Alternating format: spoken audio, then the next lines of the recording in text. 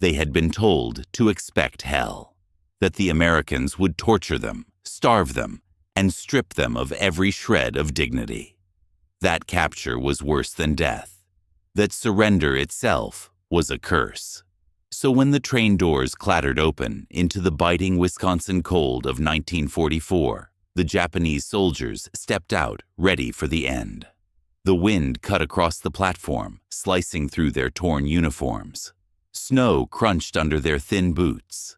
They blinked against the pale light, dazed skeletal figures wrapped in rags that barely clung to them. Hollow cheeks, cracked lips, and tired eyes told of the weeks without food or sleep. Many still half expected a rifle butt to strike them the moment they stepped down. Instead, what they saw made them hesitate. Rows of wooden barracks stood quiet against the snow, barbed wire gleaming faintly under the gray sky. Guard towers loomed, yes, rifles visible, but the air didn't carry the violence they'd imagined. There was order here. Trucks rumbled through the camp roads. Smoke curled lazily from chimneys, carrying the rich scent of cooking food, heavy, greasy, almost intoxicating to men who had forgotten what hunger felt like before it became permanent. Some exchanged quick glances, others kept their eyes low, afraid to betray curiosity. Their minds screamed caution. This is a trick. Yet, their bodies ached from exhaustion, and even the smell of food felt like betrayal to their fear. Guards shouted in English, clipped, firm, fast. Most of the prisoners couldn't understand a word, but the tone was controlled, not savage. "Line up," an interpreter translated. "Move forward. Don't break formation." Among the observers were men in unfamiliar armbands, the Red Cross. They carried clipboards, taking notes as if this entire arrival were some kind of ritual. The prisoners stared in confusion. The Red Cross? They had been told Americans were lawless and cruel, indifferent to any treaty. Yet here were foreigners ensuring rules were followed, watching the guards, counting the prisoners, even nodding politely. Could this really be happening?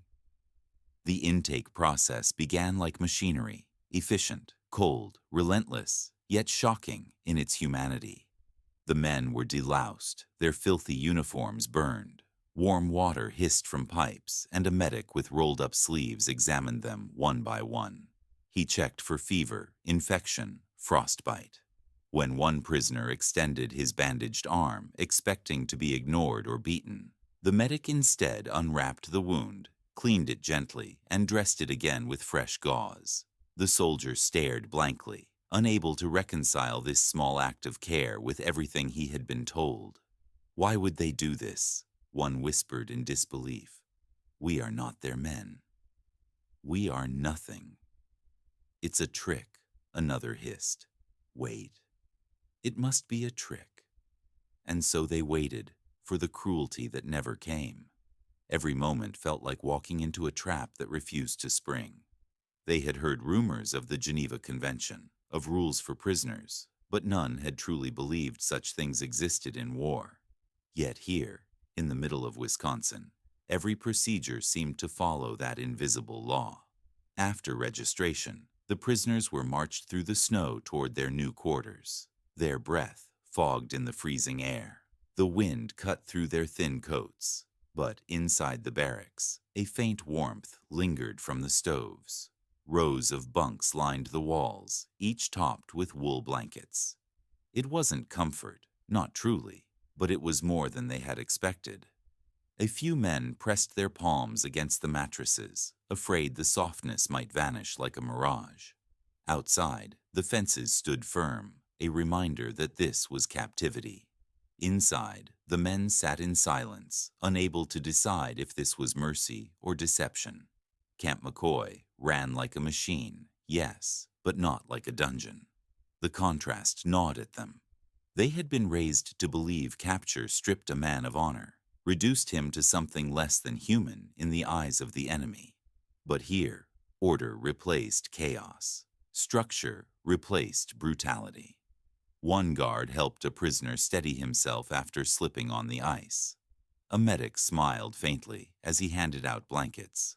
A Red Cross observer asked through a translator whether everyone had eaten. Suspicion burned in their chests, steady as a heartbeat. They were alive, yes, but why? That night, the barracks were quiet except for the rustle of blankets and the low hum of the stoves. Many lay awake, staring at the ceiling, waiting for the inevitable, the moment the kindness would end. But nothing came.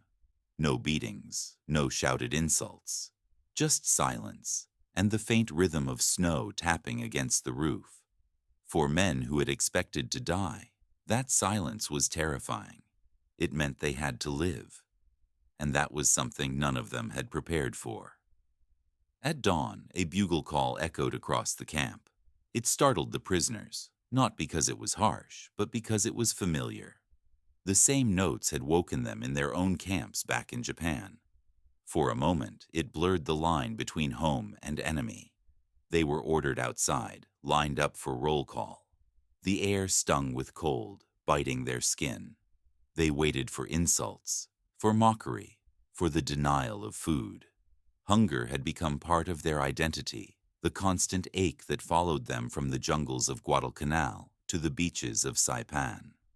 Back then, meals were bowls of watery rice, sometimes barley, and on rare occasions, a shred of fish. Meat was a memory. Sugar was a legend. Now, as they were marched toward the mess hall, the rich smell of cooking made their stomachs twist painfully. Too good to be for us, they thought. It had to be a trap. Inside the hall, a Red Cross representative stood at the front, his tone calm but firm. Through the interpreter, he explained, "You are prisoners of war. You are protected by the Geneva Convention. You will be fed. You will be housed. You will be allowed to write home." The words landed like stones in water. Ripples of disbelief moved through the crowd. "Why?" one man muttered. "Why would they tell us this? We are enemies." "These are not promises," the interpreter replied. "They are rules. For you and for them, rules. Not mercy, not charity. Rules that bound even the victors." After medical checks and registration, they were handed new clothes, thick serviceable uniforms marked PW in large letters. The fabric was coarse but clean and warm. Many slipped into them cautiously, as if each sleeve erased another piece of their past. Others embraced the warmth, too tired to resist. The guards were strict but not cruel. They shouted orders but never struck. When one elderly prisoner stumbled, a young American reached out and pulled him upright. The old man stared, waiting for a blow that never came. The guard only nodded once and walked away. That night, as they lay under blankets warmer than anything they'd known for months, one man whispered, "Maybe they are pretending." Another replied, voice low, "Maybe not." No one answered after that. Only the soft wind against the barracks, the faint scent of food from the kitchens, thick, rich, almost mocking, reminding them that tomorrow, the strangest test of all, still waited. Because what would finally shatter their expectations would not be a beating, nor a command. It would come on a tray, hot, greasy, and sweet, a hamburger and a bottle of Coca-Cola. The first morning meal inside Camp McCoy felt like an act of betrayal. The men entered the mess hall in silence, boots scraping the floor, hands clasped behind their backs, eyes fixed straight ahead. The smell of food hit them like a wave, meat sizzling on hot metal, bread baking, the sweetness of butter and coffee in the air. They stopped in the doorway, frozen. Was this for the Americans? It had to be. But then the line moved forward. Trays were handed to them. Steam rose from real plates, not tin, not rations, but full meals. Meatloaf, potatoes, vegetables, bread, and a slice of apple pie. A translator gestured toward the tables. "You may eat." The prisoners didn't move. For several seconds, the room held its breath. Then one man, trembling, skin stretched thin over bone, took a bite. His jaw froze mid-chew. His eyes darted toward the guards. Nothing happened. No shouts, no blows. Another bite. Another man followed. Then another.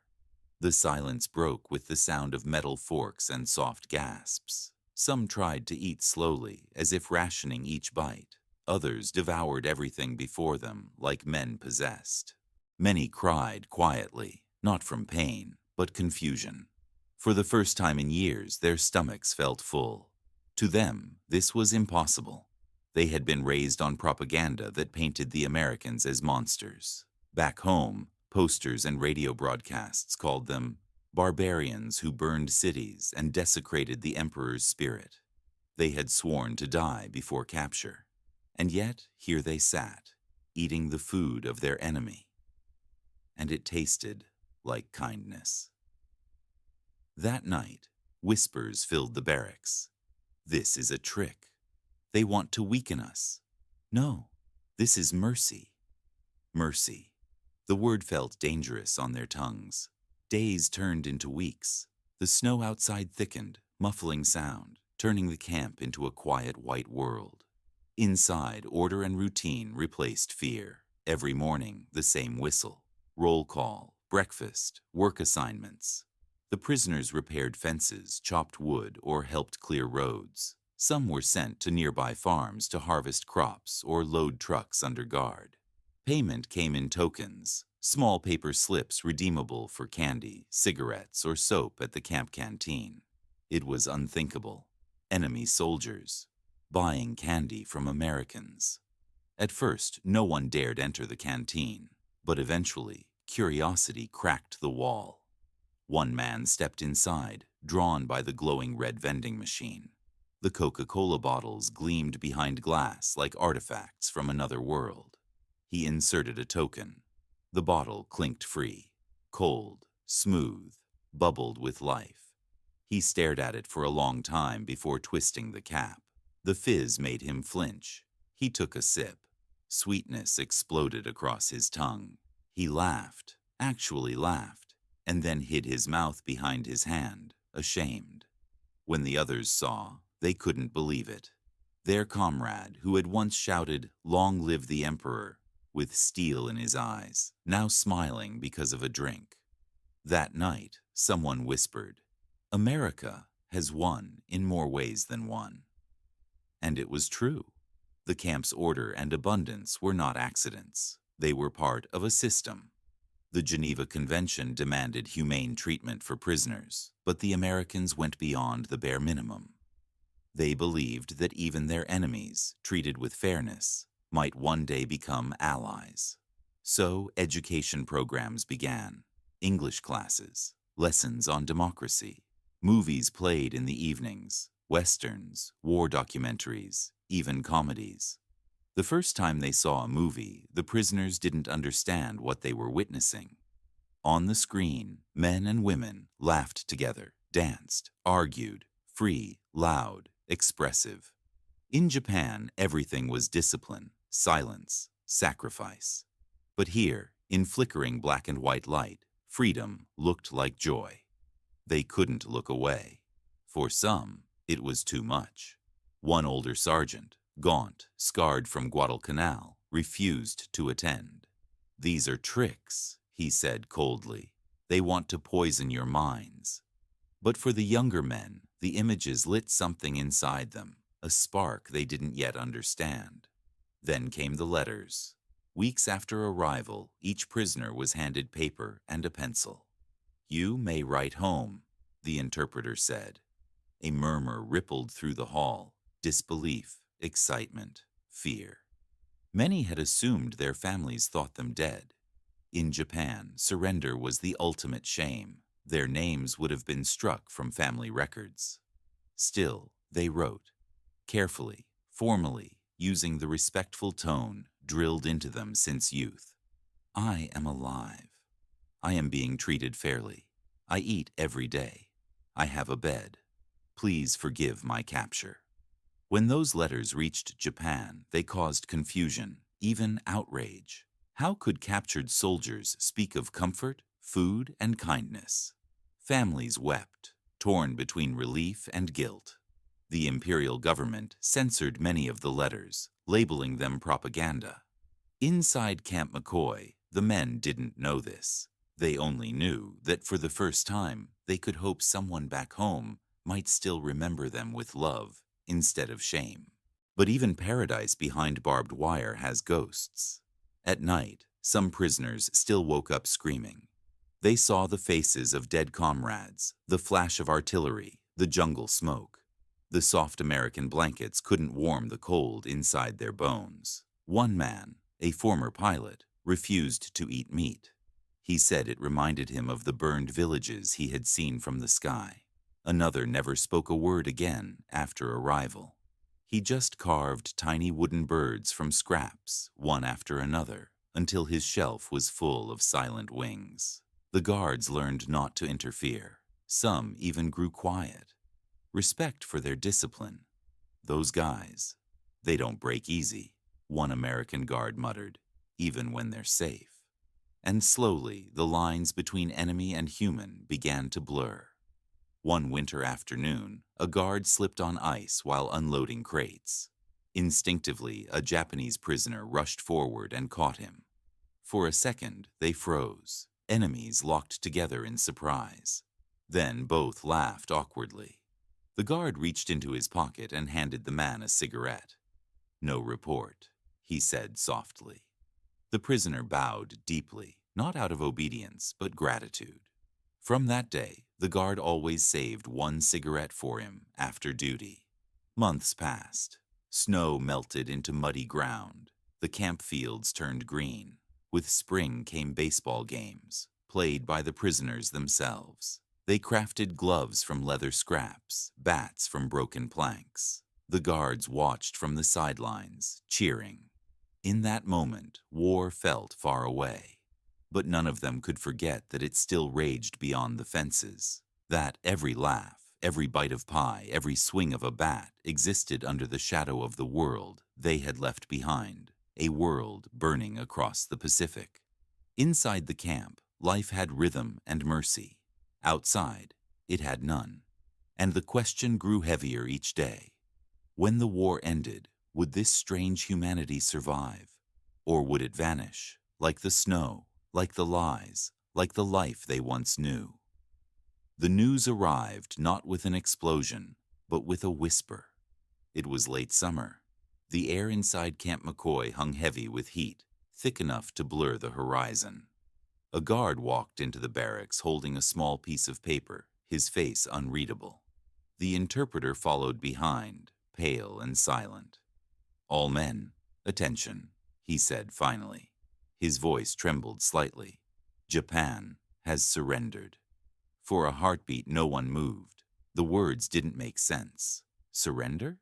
Japan could not surrender. It was unthinkable. The emperor was divine, the spirit of the nation eternal. But then the interpreter continued, his voice breaking.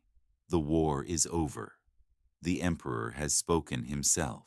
Japan has accepted defeat silence." Then a soft sound, someone gasping, another choking back tears. One soldier collapsed to his knees. Another screamed, not in anger, but in disbelief. For years they had been told that surrender was worse than death. And now their homeland, their emperor, had surrendered. The unbreakable had broken. The divine had bowed.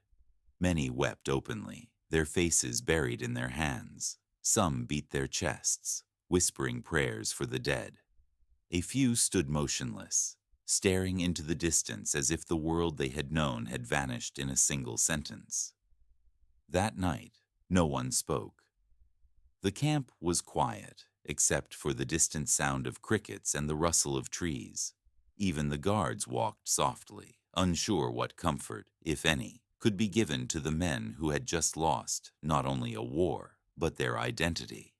The next morning, the flag that had flown above the camp, the American flag, still waved in the wind.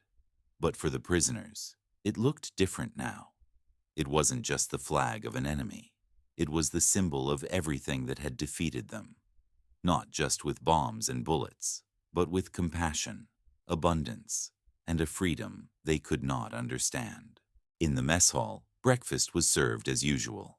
The same warm food, the same quiet routine. But no one could eat. The food turned to ash in their mouths. A young prisoner, barely 20, whispered, "So this is how it ends. Not with glory, but with kindness." He smiled bitterly, then looked down at his untouched plate. Over the following weeks, the camp began to change. The guards loosened the rules. The fences no longer felt like iron walls, but fading boundaries. Repatriation papers were prepared. Names were called. Groups were organized for transport. For many prisoners, it was a strange mix of relief and dread. Freedom awaited. But what kind of freedom? Would Japan welcome them as survivors, or reject them as cowards? Before departure, the Americans handed out clothing, food, and small gifts, soap, chocolate, even photographs of the camp as souvenirs. Some prisoners hesitated to take them, ashamed. Others bowed deeply in gratitude, unsure how else to express what they felt. One American officer, a tall man with kind eyes, stood at the gate as each truck departed. He saluted every group, one by one. Some prisoners hesitated, then slowly saluted back. It was an exchange no one could have imagined at the start of the war. Respect, born not from victory or defeat, but understanding. Weeks later, the ships arrived in Japan, the homeland that lived in their memories. The land of honor, purity, and pride was gone. In its place stood ruins, entire cities reduced to blackened stone. The air still smelled faintly of ash and smoke. When they disembarked, no one greeted them with cheers. Families came quietly, eyes filled with shame more than joy. The returning men looked older than their years, their faces marked by both survival and sorrow. In Tokyo, the imperial palace stood miraculously untouched, but the people were broken. Hunger gnawed at every home. Children scavenged through rubble.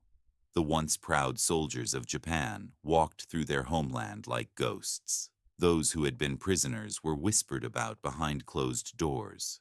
They surrendered, some said with disdain. They failed. But others, a new generation emerging from the ashes, began to ask quieter, braver questions. What if surrender saved them? What if the enemy wasn't what we were told? One of the former prisoners, the same man who had once hesitated before taking his first bite of American food, found work as a teacher in Osaka. He rarely spoke of the war, but sometimes, late in class, he told his students stories that didn't exist in textbooks. He spoke of cold winters, strange kindness, and the moment he realized that mercy could be stronger than hatred. "The Americans treated us not as beasts, but as men," he said softly once. "They fed us, clothed us, even taught us. I was their enemy, but they gave me back my humanity." His students listened in silence. None of them could imagine war, only peace. And maybe that was the point. Years passed. Camp McCoy was eventually dismantled, the fences torn down, the barracks repurposed. But in the soil, beneath the fields and trees, traces of that time remained. Initials carved into wood, a stray button, a buried cigarette tin. In the archives of both nations, the camp became a footnote, a small chapter in a vast war. But for those who had lived it, it was everything. They carried those memories in silence. Some never spoke of them again. Others wrote diaries, quietly shared between veterans. In those pages, you could read something unexpected. Not bitterness, not vengeance, but gratitude. Because in a war filled with cruelty and destruction, Camp McCoy became a rare place where humanity survived. And perhaps that was the real victory, not one won by armies or nations, but by simple acts of decency in the face of unimaginable hatred. The war had ended. The world had changed. But the men who once stood behind barbed wire would never forget the lesson written in snow and smoke, that even in the darkest chapters of history, light can find a way through. Decades passed. The roar of engines and the thunder of artillery faded into the background of history. The men who had once stood behind barbed wire grew old, their black hair turning to silver. For most of them, the war became a shadow, something they spoke of only when the nights were long and the air smelled like winter. In Japan, the scars of defeat slowly healed. Cities rebuilt, families grew, and the new generation learned to look toward the future. But buried beneath that progress was a silence that stretched across oceans, across generations. No one wanted to remember the shame of surrender. No one wanted to talk about life in a foreign prison camp halfway across the world. And so, Camp McCoy disappeared from memory. For decades, it lived only in a few yellowed photographs and forgotten government files gathering dust in American archives. Then, in 2012, something unexpected happened. A young historian from Tokyo, Yuki Sato, was researching Japanese POWs for her university thesis. While scrolling through digital records at the U.S. National Archives, she stumbled upon a collection marked, simply, Camp McCoy, 1945. Inside were letters written by prisoners, translated reports, and photographs taken by American guards. One image froze her. A group of Japanese soldiers standing in the snow, smiling, not forced, but genuine. They were sharing tea with American guards, laughter frozen mid-air. It was a picture of peace inside a world of war, a moment that shouldn't have existed, yet did. Yuki couldn't believe it. Everything she'd been taught painted American camps as places of humiliation. But this was different. Driven by curiosity, she decided to find out what truly happened there. Her search took her across the Pacific. She traveled to Wisconsin, where the locals still remembered the camp. An elderly man, John Reed, whose father had been a guard, invited her into his farmhouse. From an old wooden chest, he pulled out a small notebook, its pages yellow and fragile. "My father kept this," John said. "He said the prisoners were good men. He never forgot them." Inside were sketches, portraits of Japanese soldiers drawn in pencil. Under one, in faded ink, were the words, "He taught me origami." Said it made his hands forget the war. Yuki felt her throat tighten. These weren't enemies. They were humans, fathers, brothers, sons, trying to hold on to fragments of dignity far from home. As her research deepened, she discovered that after the war, several prisoners had written letters of gratitude to their former guards. One wrote, "When I was captured, I thought I had lost everything. But in Camp McCoy, I found something I had never known: respect without rank, kindness without condition. Tell America." We remember Yuki realized she was holding more than history. She was holding proof that humanity could survive even in war. She decided to make a documentary, The Camp of Snow and Silence. It featured interviews with descendants of both prisoners and guards. It showed how two nations that once tried to destroy each other had unknowingly built a bridge of empathy through compassion. When the documentary aired, it stunned viewers across Japan, and the U.S. schools began including the story in their lessons on World War II. And for the first time, the forgotten men of Camp McCoy were remembered, not as defeated soldiers, but as symbols of reconciliation. One of those men was still alive. His name was Hiroshi Tanaka, the young teacher from Osaka. He was 98 years old when Yuki found him. In his small wooden home, surrounded by books and photographs, Hiroshi sat by the window, sunlight falling softly across his face. When Yuki showed him the photo of the camp, that image of soldiers smiling in the snow, he closed his eyes. "I remember that day," he whispered. "We had just received letters from home. One of the guards brought us oranges. We had not tasted fruit in years." He smiled faintly. "You see, people think victory comes from strength. But strength fades. Kindness, that's what lasts."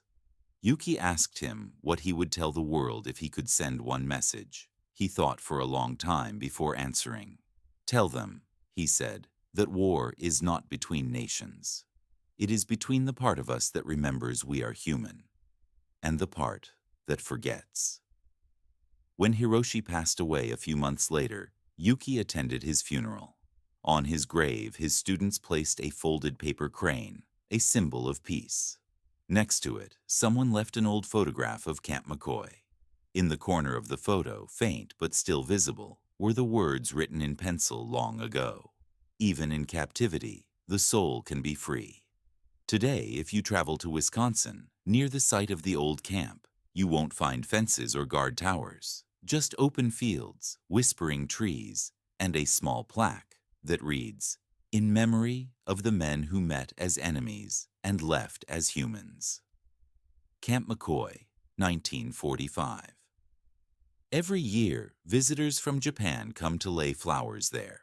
They bow quietly, say a few words in their language, and leave paper cranes that flutter in the breeze. Most locals pass by without noticing. But for those who know the story, it's more than a monument. It's a reminder that beyond the politics, beyond the history books, there were men who found peace, not through power, but through understanding. And maybe, in a way, that's what the war had been leading to all along. Not victory, not defeat, but recognition. That every soldier, every prisoner, every nation was fighting the same unseen enemy. Fear. Fear of the other. Fear of loss. Fear of what happens when we stop fighting. But at Camp McCoy, for a brief moment in 1945, that fear faded. And in its place, something extraordinary took root. Empathy. The kind that crosses language, culture, and time. And that is why, even as the last witnesses fade into history, the story of Camp McCoy still matters. Because it proves one simple truth, one the world forgets again and again. In war, we learn how to destroy. But in peace, we remember how to be human.